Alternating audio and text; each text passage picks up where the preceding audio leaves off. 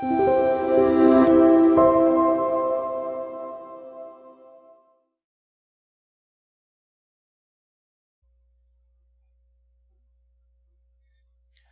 안녕하세요.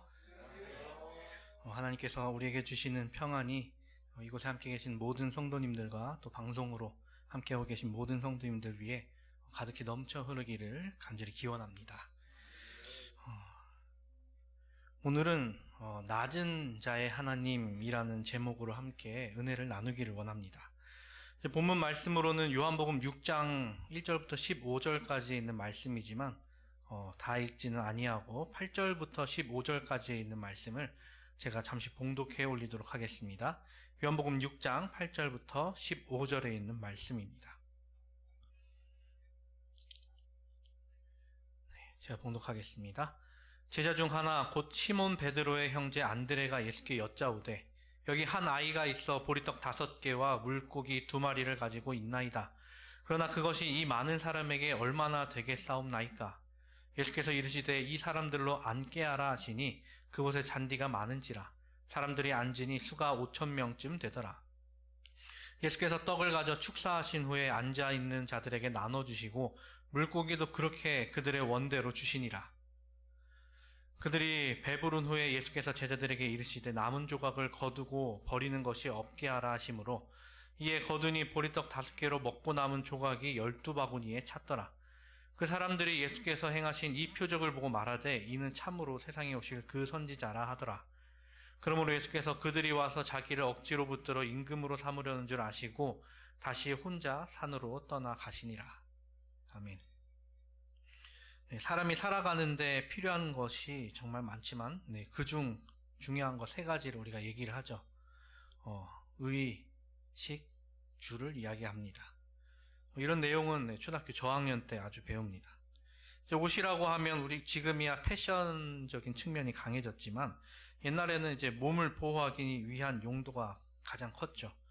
그리고 집은 인간뿐만이 아니라 여러 생물들의 보금자리를 뜻합니다. 개한테 집을 주면 개집이라고 부르고 새들이 나무나 처마 밑에 둥지를 틀면 이제 새집이라고 부르죠. 인간은 수렵 생활을 하면서는 이제 맹수들을 피해서 이제 동굴에 보통 살았었습니다. 그러다가 움막을 짓고 정착하고 농경 생활을 하게 되면서 이제 집의 형태가 점점 더 이제 발달되어 온 것이죠.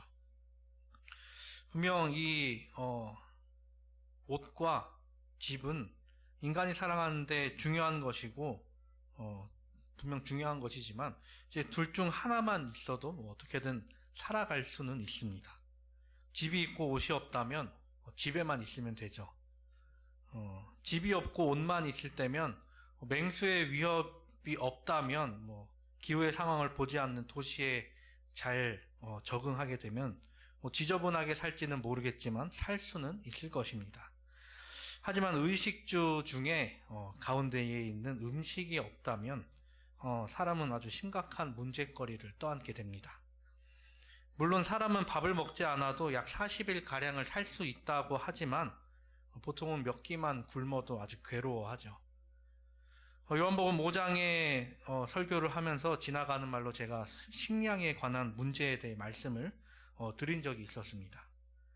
지금 우리는 밥이 없어서 못 먹는 게 아니라 먹을 만한 게 없어서 안 먹는다고 하는 시대에 살고 있죠. 근데 지금 당장 끼니를 걱정해야 하는 사람들도 있습니다. 고대로부터 지금까지도 이 식량이라는 것이 누군가에게는 권력이 되기도 합니다. 식량이 있는 곳에 사람들이 모이고 식량이 많이 남으면 많이 남을수록 그 마을들은 또 커지기 마련이었습니다. 그뿐 아니라 식량을 더 효율적으로 생산해냈던 사람이 이제 겨울이 되어서 식량이 없어진 사람들에게 식량을 나눠주고 그들에게 일을 시키면서 노예라는 문화가 발달되었다고 이제 역사학자들은 얘기하곤 합니다. 이렇듯 사람들에게 이 식량이라는 것은 아주 옛날부터 중요한 이슈 중에 하나였죠. 오늘 예수님께서는 사람들에게 그 식량에 관한 문제를 어떻게 보면 해결해 주시는 장면을 우리는 볼 수 있습니다. 보리떡 5개와 물고기 2마리로 장정만 5,000명을 먹이신 기적. 오병이어의 기적을 우리는 보고 있습니다.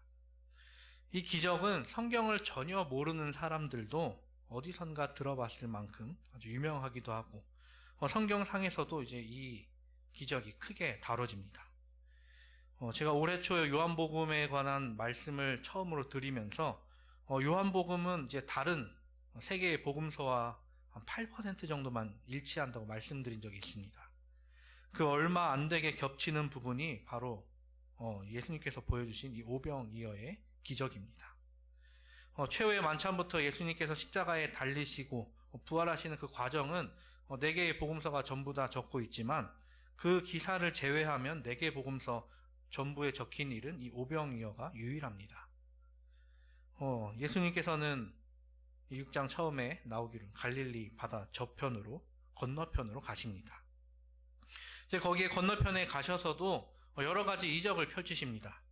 그러다가 예수님께서는 한 산에 오르시고 거기서 잠시 쉬어가기로 하셨는지 거기 앉으셨다라는 표현이 나옵니다. 그런데 어디서 또 소문이 났는지 예수님을 보기 위해 큰 무리가 예수님을 향해 모이게 되죠. 그렇게 많은 수의 사람들이 모여서 예수님의 말씀을 듣기를 원해했습니다. 우리는 지금 요한복음의 말씀으로 이 오병이어 사건을 보고 있는데요. 이 요한복음은 이제 다른 세 개의 복음서와는 다르게 다른 표현들이 이제 등장하는데요. 그 내용에 대해서 조금 먼저 알아보려고 합니다. 우선 공관복음서에서는 제자들이 그날 늦게 되어서 예수님께 식사 문제를 가지고 온 것으로 묘사하고 있습니다. 마태복음 14장 15절엔 이렇게 이야기합니다. 저녁이 되매 제자들이 나와 이르되 이곳은 빈들이요 때도 이미 저물었으니 무리를 보내어 마을에 들어가 먹을 것을 사 먹게 하소서. 근데 이제 요한복음은 이렇게 이야기하고 있죠. 5장 5절에 예수께서 눈을 들어 큰 무리가 자기에게로 오는 것을 보시고 빌립에게 이르시되 우리가 어디서 떡을 사서 이 사람들을 먹이겠느냐 하시니. 그리고 여기서 우리가 살펴볼 수 있는 것은 다른 복음서에서는 누가 이 임무를 맡았는지에 대해서 다루지 않고 있는데요. 요한복음서에서는 예수님께서 가장 먼저 부르신 제자 이름이 나오죠. 네, 빌립이 나옵니다. 왜 빌립이었을까요? 그렇게 중요한 내용은 아닌데요. 알아두면 좋을 것 같아서 말씀드리자면 이 빌립이 지금 예수님이 계시던 그 지역 출신이기 때문입니다. 요한복음 1장 44절에는 이제 빌립을 소개할 때에 안드레 그리고 베드로와 함께 이제 벳세다 사람이라고 소개를 하고 있습니다. 이곳이 그 벳세다 지역이었습니다. 그렇게 예수님께서 빌립을 찾아서 물어보시는 것은 어떻게 보면 당연한 것이죠. 요한은 예수님의 관점에서 어떻게 보면 이 사건을 서술하고 있지 않나 생각해 봅니다. 그와 관련돼서 6절에 이야기하죠. 이렇게 말씀하심은 친히 어떻게 하실지를 아시고 빌립을 시험하고자 하심이라. 제자들은 지금 당장 이 사람들을 어떻게 먹여야 할지 고민하는 상태인데 예수님께서는 이 상황을 그렇게 심각하게 보고 계시지 않으셨던 것이죠. 아마 예수님을 모르는 사람이 예수님께서 사람들에게 먹을 것을 구해오라 라고 하셨다면 굉장히 적잖이 당황해 했을 것입니다. 마치 군대 가면 선임이 후임한테 1,000원짜리 한 장 주면서 과자 사고 음료수 사고 500원 남겨와라 이런 장난으로 느낄지도 모르겠습니다. 근데 예수님께서는 이 상황을 빌립을 시험하고자 하셨다라고 요한은 이야기하고 있습니다. 이 지방 사람으로 어디서 식량을 가져올 만한 어디서 가져올지 알만한 사람을 택하셔서 그에게 이야기해 보시는 것이죠. 그런데 그 동네 사람도 해결하지 못한 일을 그들이 다시 예수님께 가져왔을 때 예수님께서는 그 문제를 완벽하게 해결해 주시는 장면을 우리는 볼 수 있는 것입니다. 아마 예수님이 빌립에게 먹을 것을 구해오라고 시켰을 때 그곳에 모였던 사람들은 제자들이 과연 이 일을 어떻게 해결할지 궁금해하면서 쳐다봤을 것입니다. 그런데 그들이 전혀 해결하지 못한 채 그 일을 예수님께 가져왔을 때 예수님께서는 이적을 베푸심으로 인하여 그 불가능한 일을 가능케 하심을 보여주셨던 것이죠. 하지만 예수님께서 이적을 베푸시기 이전 제자들은 굉장히 골머리를 썩고 있었습니다. 예수님께서 어떤 일을 펼치실지는 전혀 상상도 못한 채 말이죠. 그래서 빌립은 이야기합니다. 각 사람으로 조금씩 받게 할지라도 200데나리온의 떡이 부족하리이다. 200데나리온 정도면 그곳에 있는 사람들을 최소 인원으로 계산해도 빵이나 우유 하나 정도의 그 정도를 줄 수 있는 돈이긴 합니다. 그런데 그것을 지금 당장 구해올 수 있는 돈이 아니었다는 것이죠. 그때 그 동네 출신인 또 한 사람, 이제 안드레가 도시락 하나를 가져옵니다. 여담으로 이야기하자면 도시락을 가져온 사람이 안드레인 것도 요한복음에만 나옵니다. 9절에 이야기합니다. 여기 한 아이가 있어 보리떡 5개와 물고기 2마리를 가지고 있나이다. 그러나 그것이 이 많은 사람에게 얼마나 되겠사옵니까? 그리고 그 도시락이 한 아이에게서 나왔다라는 그 장면도 이 묘사 또한 이제 요한복음에만 등장하는 부분입니다. 추측해 보건대 다른 복음서를 작성한 사람들은 워낙 사람들이 많았기 때문에 여기저기 분주한 나머지 그 상황을 정확히 못 보지 않았나.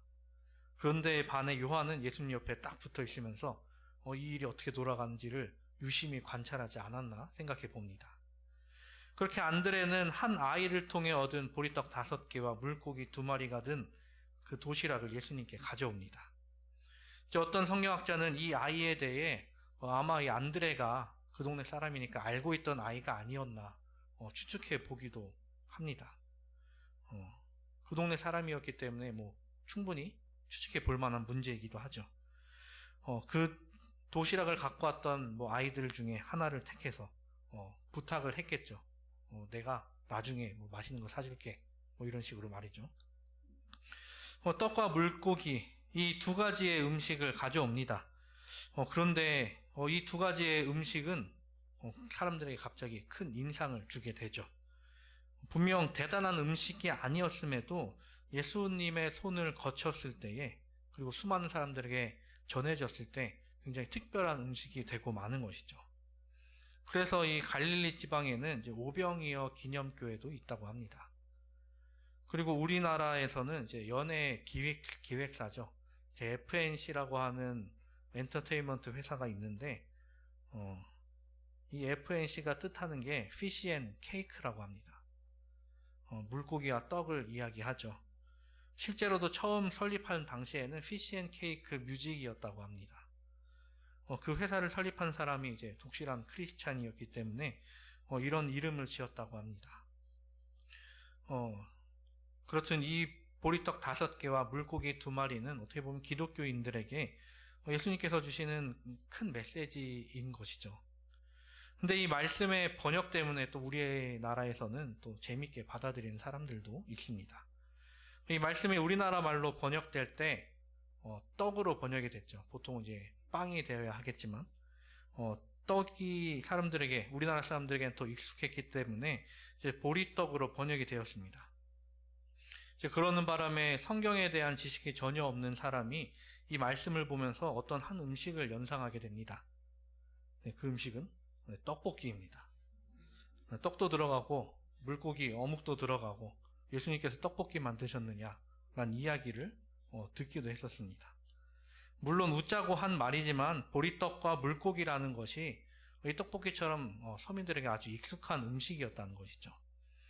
우리나라에서 이와 같은 기적이 일어난다면 떡볶이가 충분히 그 대상이 될 만하지 않았나 생각해 볼 수도 있는 문제죠.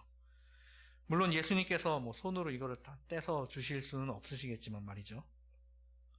이 음식에 관하여 더 이야기를 해보자면 이 당시에 이 보리떡과 물고기는 정말 별것 아니었다는 것입니다. 지금이야 우리가 보리로 밥을 해서 별미로 먹곤 하지만 이 보리라는 식물이 그렇게 좋은 음식으로 받아들여지지 않는다는 것은 다들 잘 아실 것입니다. 제가 겪은 시절은 아니었지만 옛날에 사람들이 먹을 것이 없던 시절을 얘기하면 꼭 나오는 것이 꽁보리밥에 물을 말아 먹었다라는 표현이 있곤 했습니다. 가장 흔했기에 그리고 그렇게 큰 영양분이 되지 못했기에 사람들의 식량 순위로 따지자면 되게 낮은 축에 속한 음식이었습니다. 그도 그럴 것이 고대 유대인의 주석을 살펴보면 편두는 인간의 음식이고 보리는 짐승을 위한 것이라 라고 이야기를 하기도 했답니다. 그리고 반찬으로 주어진 물고기 역시 뭐 절여놓든 말려놓든 어떻게든 해놓은 것이기에 생선구이 같은 뭐 그런 요리에 비할 바가 못 되는 음식이었습니다. 이 모든 내용을 종합해 봤을 때 우리는 한 가지를 발견하게 됩니다. 예수님께서 사용하셨던 모든 것이 낮은 것을 사용하셨다는 것입니다. 200데나리온의 큰 돈을 사용하지 않으시고 작은 도시락을 사용하셨습니다. 어디 넉넉하다 못해 남아도는 것을 사용하신 것이 아니라 어디 있던 한 어린아이의 도시락을 사용하셨다는 것이죠.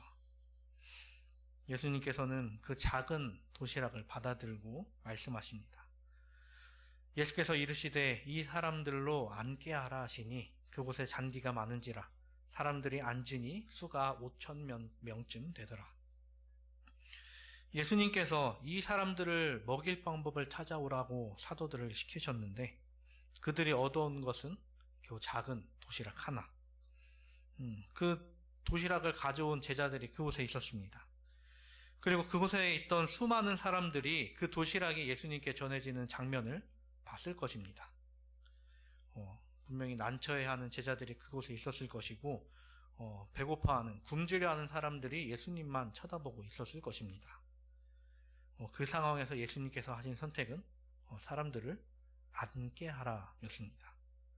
그리고 그 음식에 축사하신 후 사람들에게 나눠주시기 시작하시죠. 그렇게 예수님의 손을 거쳐간 음식들은 떡이고 물고기도 있고 할 것 없이 그들의 원대로 나뉘게 되었습니다. 제가 추측해 보건대 아마 그 떡과 물고기도 원래 있었던 것보다 더 맛이 있었지 않았을까 생각해 봅니다. 그도 그럴 것이 예수님께서 가나의 혼인잔치에서 물을 포도즙으로 바꾸셨을 때 가장 좋은 것으로 바꾸셨듯이 그 음식 또한 예수님께서는 사람들을 먹이시되 배불리 먹이시되 사람들이 먹고 즐겨할 만큼 맛이 좋지 않았을까 생각해 봅니다. 예수님께서 말씀하시죠. 12절 그들이 배부른 후에 예수께서 제자들에게 이르시되 남은 조각을 거두고 버리는 것이 없게 하라 하심으로. 이 표현 역시 이제 요한복음에만 등장합니다. 다른 복음서에서도 이제 12광주리에 대한 이야기가 나오지만 남은 조각을 거두고 버리는 것이 없게 하라라는 표현이 요한복음에만 등장하는 표현입니다. 오직 요한만 예수님께서 이 말을 하셨다는 것을 어떻게 가까이 있었기에 알지 않았나 또 생각해 봅니다.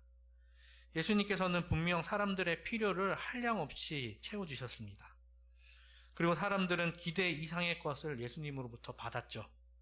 그러다 이 말씀으로 볼 때 이러한 풍성한 이적이 낭비해도 괜찮음을 보증한다는 생각을 누구도 하지 못하게 하려고 예수님께서는 하나님의 축복을 사용하실 때 절약해야 한다는 교훈을 주신 것이 아닐까 생각해 봅니다.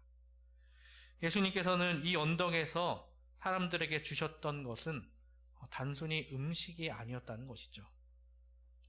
예수님께서 그들에게 나눠주셨던 것은 단순히 먹고 즐긴 후에 끝내는 것이 아니라 예수님께로부터 받은 은혜를 뜻하는 것입니다.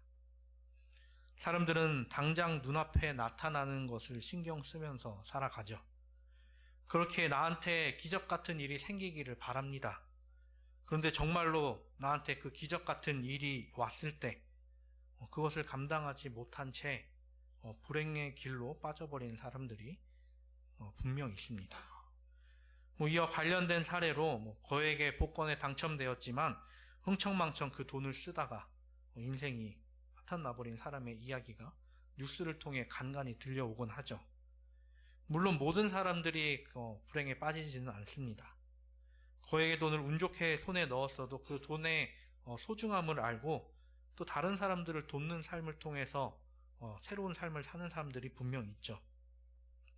내가 가진 것의 가치를 이해하고 그것을 다른 사람들과 나눌 때 그것의 가치가 더 올라간다는 것을 깨닫는 사람들이 분명 있습니다.